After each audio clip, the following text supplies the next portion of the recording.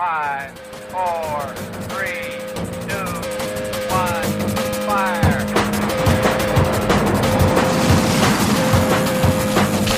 The only thing we have to fear is fear. Mile 18.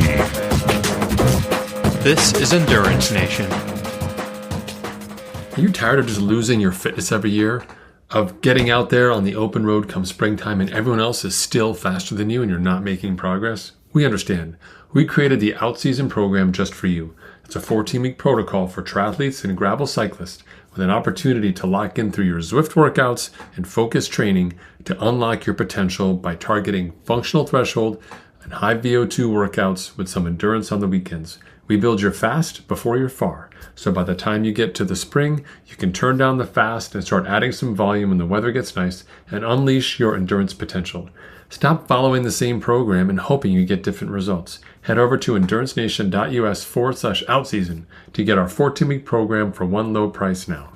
Let's do this. So the long indoor ride. It's the moment in the out season when we stop pretending that winter doesn't exist and we just embrace the fact that, we're going to be on a bike in a small room, sweating like we're trying to pay off some massive debt, right? I've done a lot of these workouts all the time, from virtual indoor Everesting to just long rides during the week. And I always remember it's going to be easy, right? And it's always harder than the last time I remember. And then I'm like, that's right, I messed up a ton of things. And generally it's because I get put into a place where I'm trying to do things in a way that is outside of my wheelhouse, outside of my current zone. So what I'm going to do for you today is take this part of the protocol that I use to make long indoor rides successful and share it with you so you can follow me along, okay? Just so you can kind of make sure that that long ride that you're going to be doing this weekend really makes the best sense for you, regardless of the platform you do it on. So the first thing you want to do is on the day before, decide what actual ride you're going to do. Like, not something crazy, like just get in there and be like, what's reasonable for me? I generally recommend somewhere between 2.5 and 3 hours based on the regular winter work. But it's going to be zone 1, zone 2, and being really smart. Cap the heart rate or cap the watts, whatever you need. And then make sure that you're actually taking care of your body across the course of this duration, especially because it's been a while.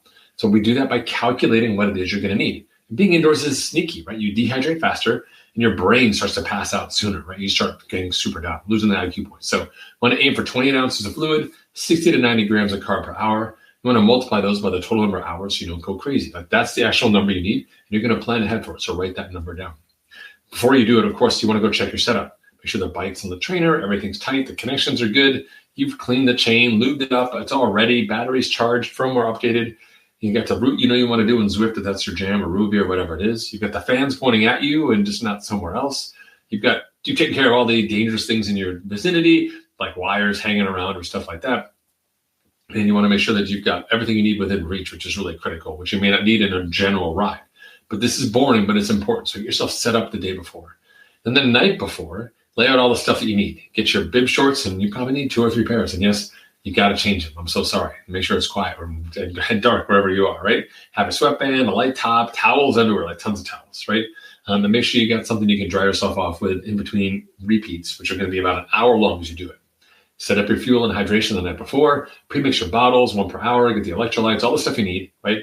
And get a couple little bags of carbs. If it's gels, chews, bars, whatever you need, make sure you have that as well. We want to have it all out packed. Take it down or put it down there the day before, right? Things can sometimes go wrong and want to have a bunch of variety. So make sure it's different. This way, if you get to hour 2, you need something special, you've got it. I always have a mini can of Coke available, and I got some Swedish fish too. Just a couple little tricks of the trade to kind of keep myself going. And I'm like, I'm going to give myself a reward for doing another 10 minutes, right? Make sure everything is charged, laptop, phone, head unit, everything. Get your entertainment ready, know what you're going to watch or read or whatever, listen to, whatever it is. Make sure you've got alarms set for every 15 minutes so you eat and drink. You haven't gone long in a while, and you always forget to do it when you're inside. The morning of, make sure you get up early enough that you can actually eat something properly. Toast, oatmeal, bagel, whatever it is, something simple, low fat. Make sure you stay hydrated, have some sports drink with that as well, as probably as hard as it is that for you to take. And maybe top things off with a little carbs before you go, and definitely some caffeine, at least for me. Get all your stuff downstairs, right, as you're eating and processing, and get it close to your bike. Don't leave it across the room. You're going to have to get off the bike and go get it later, right? Now, when you get into the ride, here we go. We started, we hit the button, go. It's not about going hard out of the beginning. It's settling in, easing into it. You got a long day ahead of you, so pace yourself, right? Get organized. Make sure you've got everything you need. Take a look around you. Everything's good to go. And then also just stay inside your zones. It's super easy to fall apart. Start sipping and drinking right away, taking your carbohydrates in as well, so make sure that you're stacking things across the course of the hour. There's no extra points for forgetting to eat and drink here indoors, right? And then every hour, get off the bike. Hit the coffee if you're on Zwift, or pause. Get down. If you ideally got a yoga mat or a place to stretch, I do a couple stretches. This is the time you want to change your bib shorts as well. Stretch out, wipe your face down, etc. Change sweatbands if you need to, whatever it is for yourself. Stretch out. Especially for me, the arms and the upper back get super tight, so I try to do a couple pieces to stretch out here. Now's a chance to recharge a video or take a bathroom break, whatever it is. And then you use this break, this natural chunk of an hour, to refocus again and say, oh, I've got to just do another one of that again. And I've got new bibs on, new food, perhaps, whatever it is you need, right? And the math gets better when you take a 3-hour ride and make it into 3 1-hours, right? And when the mood dips, when you start losing energy, because you're going to, that's when you go back to those Swedish fish or the Coke that you need. This isn't about strategy or like great fuel. It's about keeping you going on the bike. We're trying to break through mentally. We get to the next step, and it's okay to bribe yourself just so you want to do it. Like, that's the way we get to that next level. Like, a long indoor ride isn't about proving that you're tough. Like, we already know you are. You're doing this work. It's because it's easy to fall out of practice with doing this stuff in season relative to the winter training. So we got to lock in and get it done. When I think about being successful in the winter, a large portion of it is just finding whatever it takes for me to get across that finish line for work. I set targets for myself on a weekly basis in terms of distance and time. I set a training plan for myself. I built adequate rest in, all combined inside your out-season program here inside the rotation. But more importantly, it's just making sure that I get the work done.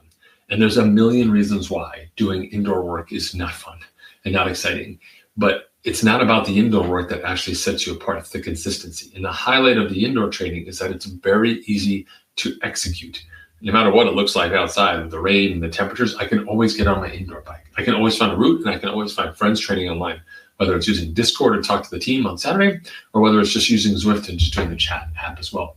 It's all there. Or I can just call someone on the phone while I'm on the bike. People love to hear from you, even if it's a Saturday, just to keep yourself going. Whatever it takes to keep going is really important, because even though 2 hours right now may seem like a marathon mentally for you, that means the next time we come back here, you can do 2.5 or 3 hours because you just did 2, right? And if we actually remove the part of our brain that forgets what it's like to go long, forgets how to fuel, and you do better jobs and you understand and you learn faster from what happens to you when you do the longer rides, it informs your shorter rides over the next block. You make better decisions going forward. And when you head into the next season, you've never really missed a beat in terms of what it means to fuel yourself properly or make smart decisions. Your body composition's in check. You put in some longer work.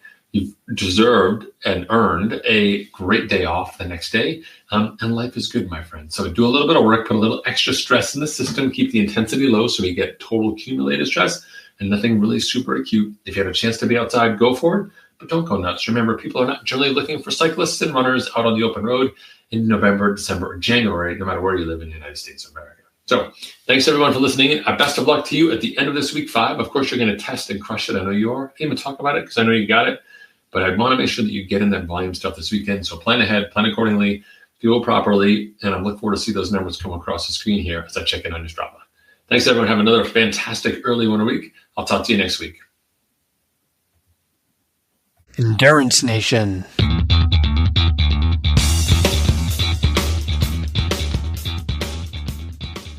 Hey, podcast fans. I know you love the podcast because here you are, you're listening to it and you're still listening to me talk right now. Did you know you can get content just like this in your inbox once a month?